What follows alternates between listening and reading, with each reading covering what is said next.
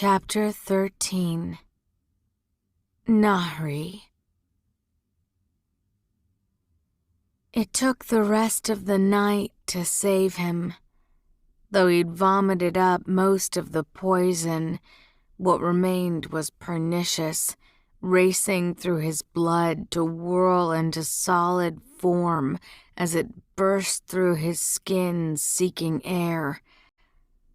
Nahri would no sooner lance, clean, and heal a silver boil than another would bloom. By the time she was finished, Ollie was a bloody wreck, and silver-soaked rags lay everywhere. Fighting a wave of exhaustion, Nahri pressed a hand upon his damp brow. She closed her eyes, and that strange sensation rushed back, a deep, impenetrably dark curtain through which she could barely detect the thud of his heart. The scent of salt, of a cold and utterly alien presence. But no hint of the destructive poison. She sat back, wiping her own brow and taking a deep breath. A violent tremor went through her body. It was a sensation that often overtook her after a particularly terrifying bit of Nahid healing, her nerves catching up only after she was done. "He is all right," Ollie's friend, Lubaid, as he'd introduced himself, spoke up. He was the only one in the room with her, her own bedroom. Ghassan had commandeered it, insisting on privacy for his son, and in response, Nahri had kicked both him and Hotset out, declaring that she couldn't work with Ollie's worried parents hovering over her. I think so. She hoped so anyway. She had dealt with poisonings, both intentional and not, plenty of times since arriving in Daevabad, but nothing that worked with such speed and deadliness. Though it was obvious the silver vapors would have eventually choked him, the way they'd turned to metal shards when Ghassan had used Suleiman's seal. That was a diabolical bit of cruelty, and Nahri had no idea who might have devised something so vicious. Looking relieved, Lubaid nodded and retreated to a corner of the room, while Nahri returned to her work, leaning closer to Ollie to examine one of the wounds on his chest. The poison had burst perilously close to his heart there. She frowned, catching sight of a bumpy ridge of skin above the wound. A scar. A meandering, savage line, as if some sort of spiked vine had crawled across his chest before being ripped away. Her stomach knotted. Before she could think twice, Nahri yanked close a basin Nasreen had filled with water, dampened a cloth, and wiped away the blood that covered his limbs. The scars were everywhere. A ragged line of puncture marks on his shoulder where teeth the size of her thumb had pierced him, the imprint of a fishing hook in his left palm, and whirls of ruined flesh that called to mind water weeds and tentacles. Pocked divots over his stomach, like fish had attempted to feast on him. She covered her mouth, horrified. The memory of him climbing back onto the boat came to her, his body covered in lake detritus, a crocodile snout clamped on his shoulder, fishing hooks snarled in his skin. Nahri had thought him already dead, and she'd been so panicked that she and Dara were about to follow that she'd given little thought to what had happened to him. The stories about Alizé the Afshin Slayer gallivanting across Am-Gezira certainly made it sound like he was fine. And Nahri hadn't seen him again after the boat. But Nasreen had. She'd treated Ali, and she'd never said anything about this. Nahri stepped away from the bed, beckoning for Lubaid to follow as she passed. We should give the king and queen a moment with him. Hatset and Ghassan were standing on opposite sides of the pavilion outside her room, neither one looking at the other. Zainab and Muntadir were sitting on the bench between them, Muntadir holding one of his sister's hands. Is he all right? Hatset's voice shook slightly. For now, Nahri answered. I've stopped the bleeding, and there's no trace of the poison left that I can detect, she clarified. Ghassan looked as though he'd aged a half-century. Do you know what it was? No, she said flatly. This wasn't an answer she could risk massaging. I have no idea what that was. I've never seen or read of anything like that. She hesitated, remembering the fleeing cupbearer and the thrown dagger that had interrupted that flight. I don't suppose his cupbearer. The king shook his head, grim.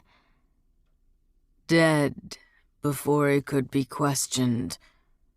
One of Alizade's companions acted a bit too rashly. I dare say those companions and their rashness are probably the only reason our son is still alive. Hatset's voice was sharper than Nahri had ever heard it. Muntadir rose to his feet. So he'll live?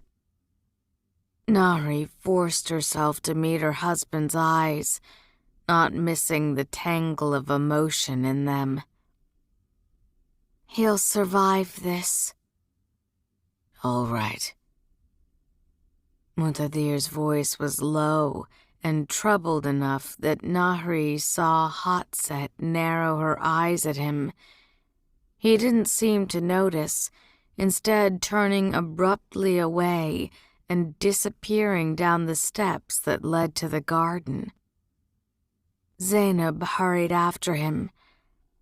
Diru! Ghassan sighed, watching them for a moment before turning back to Nahri. May we see him? Yes. I need to prepare a tonic for his throat, but don't wake him. He lost a lot of blood. I don't even think he should be moved. Let him stay here for at least a few days. The king nodded, heading toward her room, but Hatset caught Nahri's wrist. Do you truly know nothing about this poison? She asked. Nothing in your mother's old notes? We're healers, not assassins, Nahri shot back, and I'd be a fool to get involved with anything like this. I'm not accusing you, Hotset said, a little of the edge leaving her voice. I just want to make sure if you think of anything, suspect anything, you come to me, Banu Nahida. Her expression grew intent.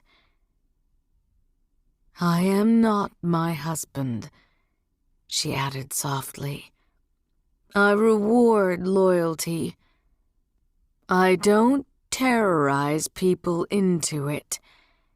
And I'll not forget what you did for my son tonight. She let go of Nahri's wrist, following Ghassan without another word. Her mind spinning, Nahri continued on to the infirmary. Nisreen was already at work on the tonic, transferring a spoonful of bright orange, freshly ground salamander skin from a stone mortar into a honey-colored potion simmering in a glass flask suspended over an open flame. A puff of smoke burst from the flask, and then the mixture turned crimson, uncomfortably close to the color of human blood. I started without you, Nisreen called over her shoulder. I figured you could use the help. It just needs another moment or two to simmer. Nahri's stomach tightened. Reliable Nisreen, always 2 steps ahead of what Nahri needed, her mentor and closest confidant. The only person left in Daevabad that she thought she could trust. She joined her, pressing her hands against the work table and fighting the emotion bubbling up inside her. You lied to me, Nahri said quietly. Nisreen glanced up, looking taken aback. What? You lied to me about Ali after Dara's after that night on the boat. Her voice was unsteady. You said Ali was fine. You said he had scratches. She gave Nisreen an incredulous stare. There's not a patch of skin on him bigger than my palm that isn't scarred. Nisreen stiffened. You'll forgive me not thinking much of his wounds when Dara and a dozen other Daevas lay dead, and Ghassan was contemplating executing you. Nahri shook her head. You should have told me. You dismissed me when I tried to talk about that night. You had me doubting my very memories. Because I didn't want them to consume you. Nisreen put down the mortar, turning her full attention on Nahri. My lady, you were singing to shadows and cutting open your wrists to try and bring Dara back. You didn't need to know more. Nahri flinched at the blunt depiction of her grief, but Nisreen's last words still set her blood boiling. Whether or not I needed to know more was not your decision to make. Not with this, not with the hospital, not with anything. She threw up her hands. Nisreen, I can't have this. I need at least one person in this cursed city I can trust. One person who will tell me the truth no matter what. Nisreen's dark eyes flicked away. When she spoke again, her voice was soft with both pity and disgust. I didn't know what to tell you, Nahri. He was barely recognizable as a djinn when they brought him in. He was hissing and spitting like a snake, shrieking in some language no one could recognize. The things clinging to his skin attacked us as we removed them. We had to tie him down after he tried to strangle his own father. Nahri's eyes widened, but Nasreen clearly wasn't done. What do you think brought down the ceiling of your infirmary? She jerked her head up. It was Alizade. Whatever was in Alizade. Nasreen lowered her voice further. I assisted your mother and uncle for a century and a half, and I witnessed things I could never have imagined. But, Banu Nahri, nothing comes close to what I saw happen to Alizade al-Qahtani. She reached for the simmering glass flask with a gloved hand and poured the potion into a jade cup that she then thrust at Nahri. His friendship was a weakness you should have never permitted yourself, and now he's a threat you barely understand. Nahri made no move to take the cup. Taste it. Nasreen stared at her. What? Taste it. Nahri jerked her head toward the door. Or get out of my infirmary. Without dropping her gaze, Nasreen lifted the cup to her mouth and took a sip. She put it back down with a thud. I would never risk you like that, Banu Nahida. Never. Do you know who might have been capable of making that poison? Nasreen's black gaze didn't so much as waver. No. Nahri took the cup. Her hands were shaking. Would you tell me if you did? Or would that be another truth I'm not capable of handling? Nasreen sighed. Nahri. But she was already walking away. Lubaid was on the pavilion steps, some distance from the entrance to her bedroom. I wouldn't interrupt them if I were you, he warned. Nahri brushed past. They're the ones interrupting me. She continued toward her room, but paused at the curtained door, stepping into the shadow of a rose lattice. She could hear the voices of the royal couple inside. Should burn in hell for sentencing your child to such a fate. He was 18, Ghassan. 18! And you sent him to die in Amgazira after some lake demon tortured him. Do you think I wanted to? Ghassan hissed. I have 3 children, Hatset. I have 30,000 times as many subjects. Daevabad comes first. I have always told you that.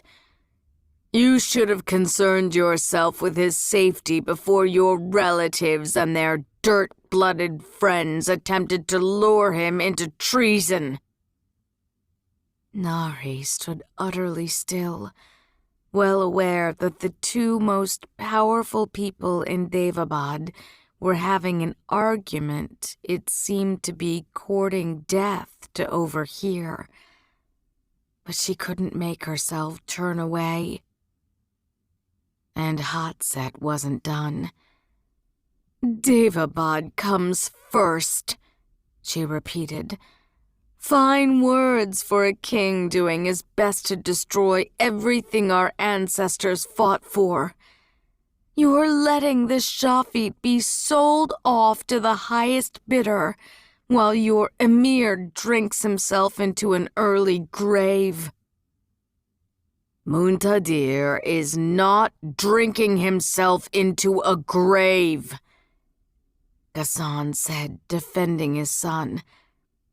"He has always been more capable than you grant him. He's making peace with the Daevas, a peace long overdue." "This isn't peace!" Rage and exasperation warred in Hotset's voice. "When will you realize that? The Daevas don't want your peace. They want us gone.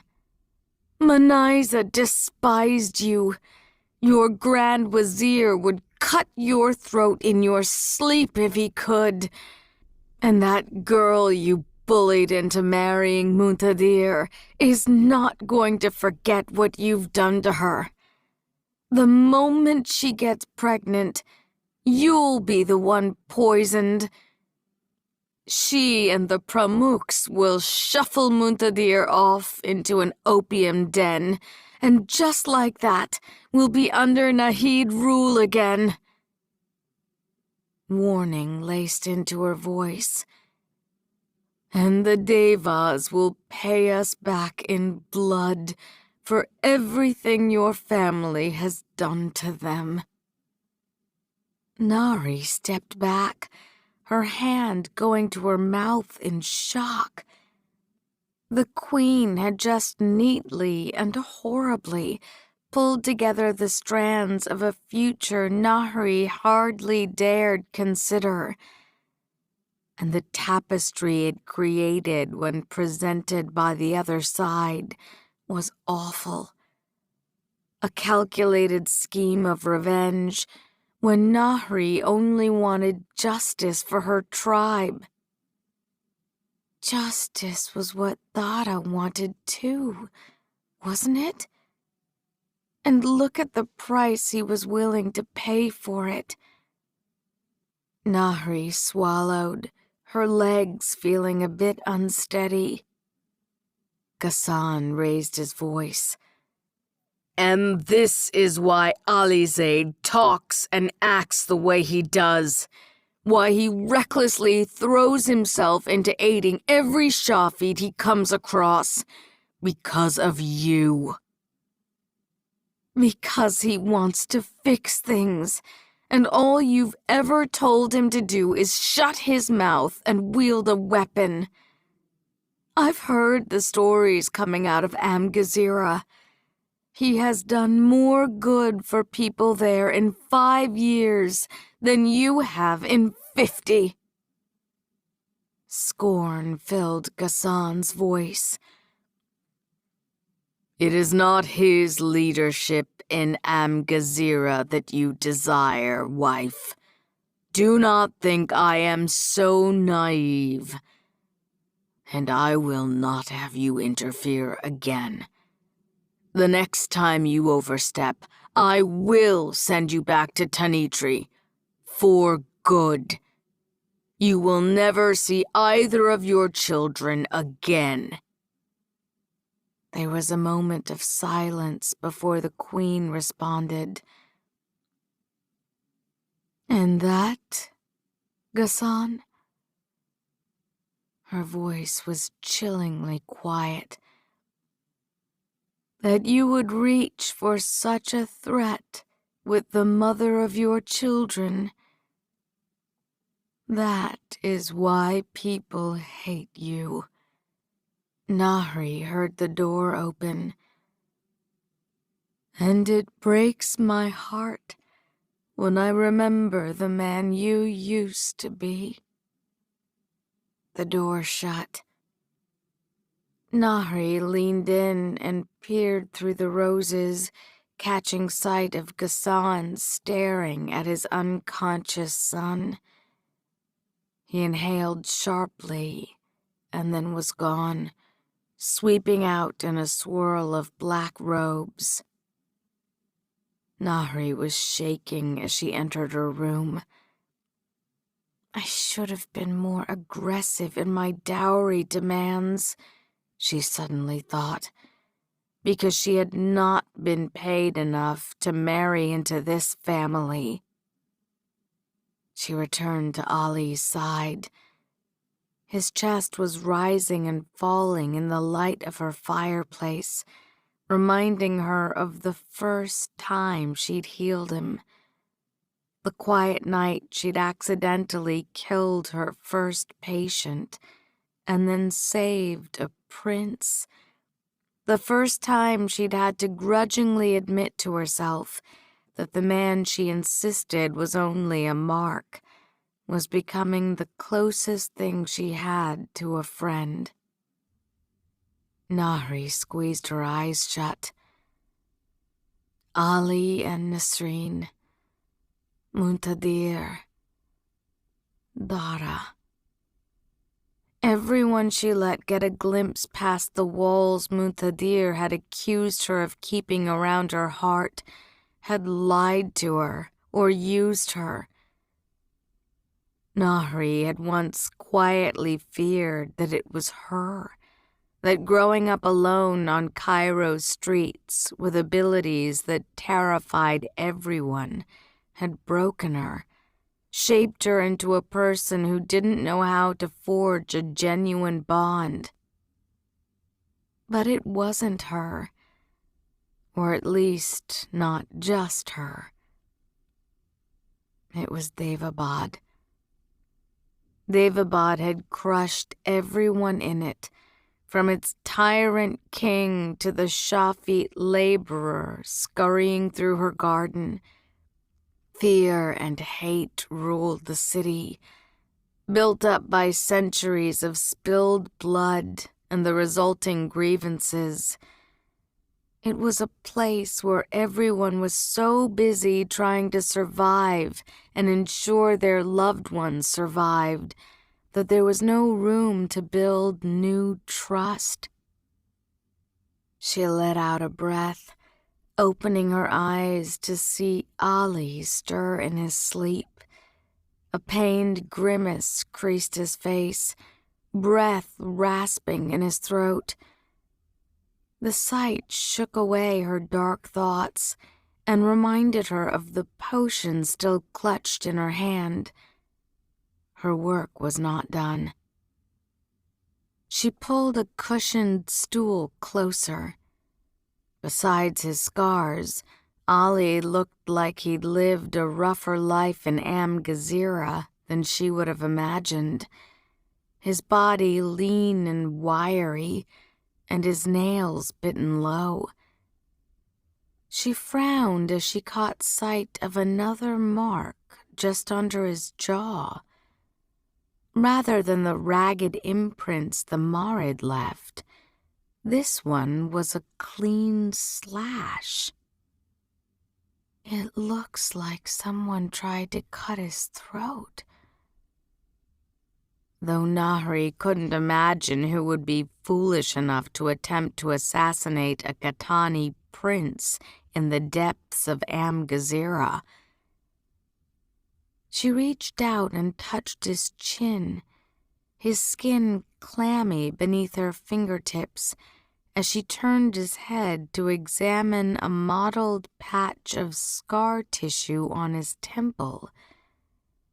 She could no longer make out the lines of the 8-pointed star that had been carved there, a version of Suleiman's seal, apparently by way of the Marid. But she hadn't forgotten the sight of it flashing on his face that night. She stared at him. What did they do to you? And perhaps a question that burned even more. Why? Why had the Marid been so determined to come after Dara? Movement near her hand caught her eye. Nahri started. The potion in the cup was moving, the liquid surface rippling like it was being struck by invisible drops. Ali's eyes fluttered open, his gaze dazed and feverish. He tried to draw a breath and then coughed, pain twisting his face. Nahri reacted immediately. "Drink this," she commanded, sliding her hand under his head to raise him up. "No, don't try to talk," she added as he moved his lips. "Your throat was shredded. Even you can hold your tongue for a moment." She helped him finish the contents of the cup. Ali was shivering violently, and she eased him back onto the pillow when he was done. "Does anything feel sharp in your body?" she asked. "Anything like a buzzing beneath your skin?" "No," he croaked. What happened?" "Someone tried to poison you, obviously." Despair swept his face. "Oh," he whispered, his gaze dropping to his hands. "Even in Daevabad, then," he added with a soft bitterness that took her aback. The tonic was clearly doing its job, his voice smoother, though filled with misery. "I thought they might stop." Nahri frowned. "Who might stop?" Ali shook his head stiffly. "It doesn't matter." He glanced up, worry flashing in his eyes. "Was anyone else hurt? My mother." "Your mother is fine." That was a lie, of course. Hotset had watched her son almost die in her arms. "No one else was hurt, but your cupbearer was killed trying to escape." Ali looked pained. "I wish they had not done that. He was only a boy." He covered his mouth as he began to cough again, his hand coming away flecked with blood.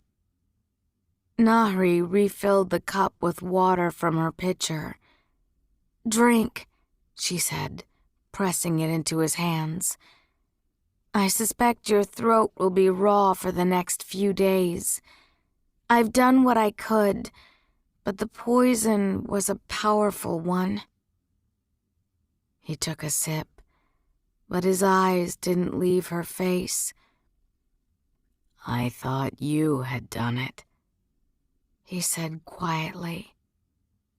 She drew back, annoyed that the accusation hurt. "Yes, I know. You and everyone else. Your people don't make secret what they think of me." Guilt blossomed in his eyes. "I didn't mean it like that." He lowered the cup, running his thumb against the edge. "I only meant that I wouldn't have blamed you if you wanted me dead." "Wanting you dead and actually killing you are very different things," she said sharply. "And I'm no murderer." "No, you're not," Ali said. You're a healer. He met her eyes again. Thank you for saving my life. He bit his lip, a little desperate humor creeping across his face. I think this is the 4th time. Nahri struggled to remain expressionless, cursing the part of her heart that wanted to soften at his words. His breathing ragged and his eyes bright with pain. Ali didn't look the Afshin slayer right now. He looked sick and weak, a patient who needed her, an old friend who missed her. A weakness. Not trusting her emotions, Nahri abruptly stood up.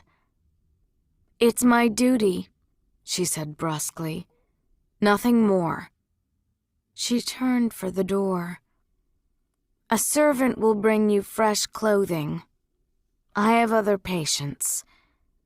"Nahri, wait!" he rasped. "Please." Hating herself, she stopped.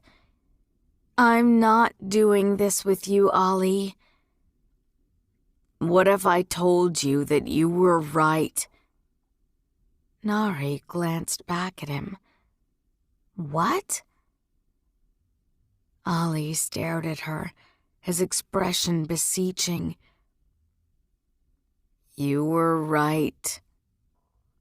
About that night, about the boat." Shame filled his face. "I did know the royal guard would be waiting for us." She shook her head. "Glad to know you're just as brutal when being honest as you are when lying." He tried to push up, wincing in pain. "I didn't know what else to do, Nahri. I'd never fought someone who could use magic the way Dara Yavahush did. I'd never heard of someone who could use magic the way he did, but I knew so much else about him." Sick regret crossed his face. "All those books I didn't want you to read. If he had taken you, if he had killed me, our people would have gone to war." Ali shuddered. "And I knew all too well the kinds of things he did during wars." "Do you know why he's called the Scourge of Kwaizi?" The regret that hung on Dara like a cloak, the open fear his name had provoked. "He wouldn't have started another war." She tried to insist, her voice hoarse. "I wouldn't have let him." But even as she said it, she knew she didn't quite believe it. There was a reason Muntadir's accusation had struck so close to the bone. Because on that awful night, a desperate Dara had shown how far he would go. He had forced her hand in a way she hadn't considered him capable of, with a reckless violence that had stunned her. And a small part of her still wondered if she should have seen it coming. "I couldn't take that risk." Ali's face was drawn, a sheen of dampness on his brow. "You're not the only one with a duty." Silence fell between them. Nahri struggled to maintain her composure, hating that Ali's haunted confession touched her. She almost wanted to believe him, to believe that the boy who taught her to conjure a flame was real, and that the man he'd become was not manipulating her yet again, to believe that not everyone and everything in this miserable city had to be second-guessed. A weakness.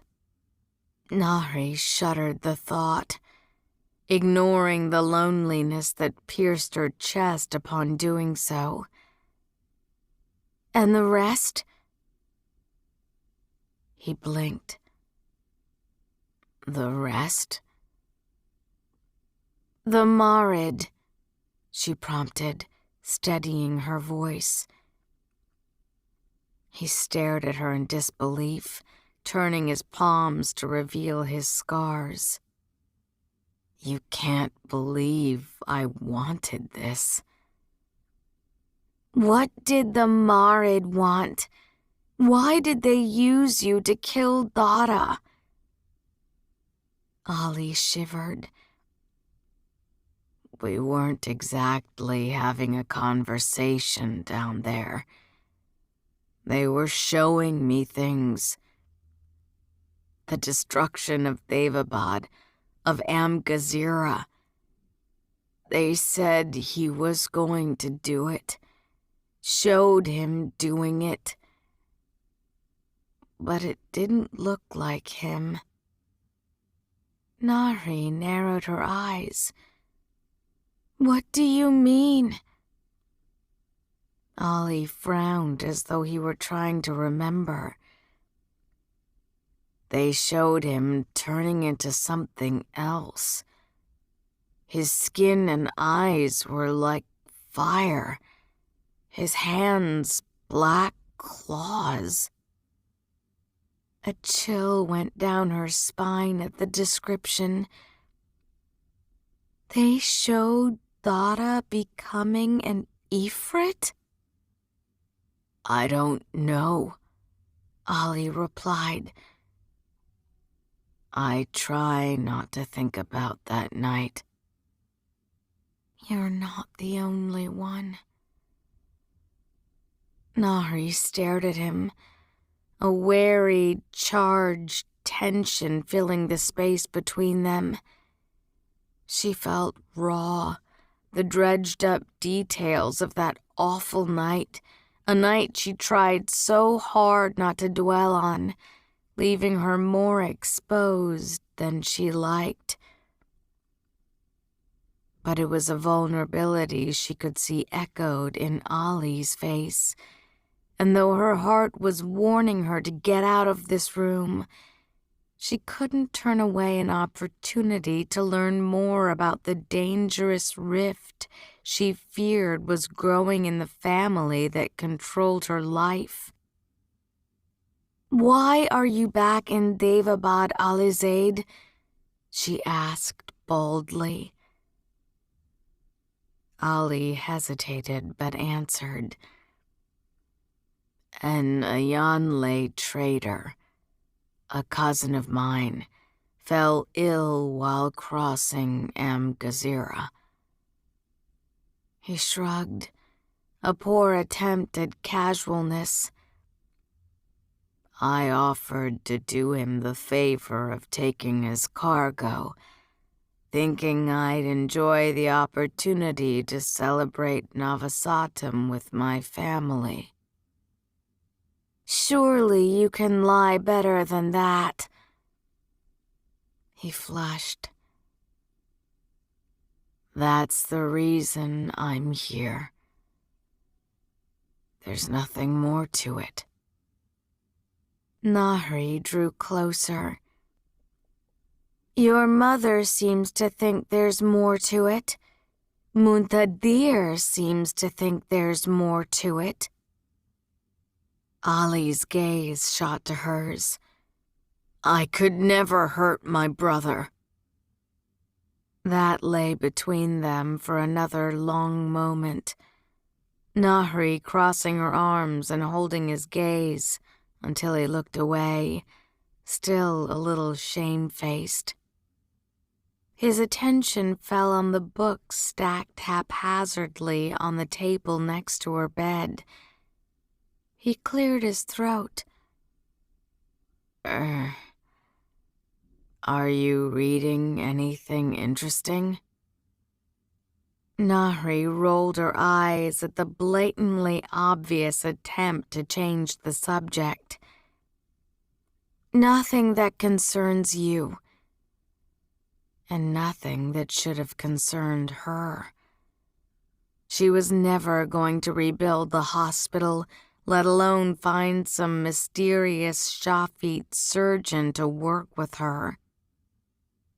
Clueless as usual, Ollie didn't seem to pick up on the malice in her voice. "Who is Ibn Butlan?" he asked, leaning close to read from the Arabic scrawled on the top book. "The banquet of the physicians?" She reached possessively for the armful of books. Mind your own business. Were you not just weeping about how many times I've saved your life? Surely you owe me some privacy. That shut him up. But as Nahri crossed to dump the books on her couch, something clicked into place in her head. Ollie did owe her. She turned over Ghassan and Hotset's argument. He was reckless when it came to the Shafit, so self-righteous about helping them that he flung himself into things without thinking them through. She straightened up, turning to him. You know the Shafit neighborhoods. His eyebrows knit together in confusion. Yes. I suppose so. She tried to tamp down the excitement swirling in her chest. No, this was a fool's quest. If Nahri had any sense, she'd be staying away from Ollie and holding her tongue about the hospital. And will you do so forever?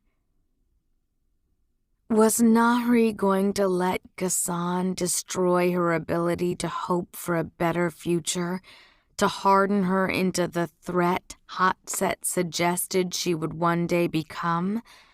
Was that the life she wanted in Daevabad? Ollie drew back.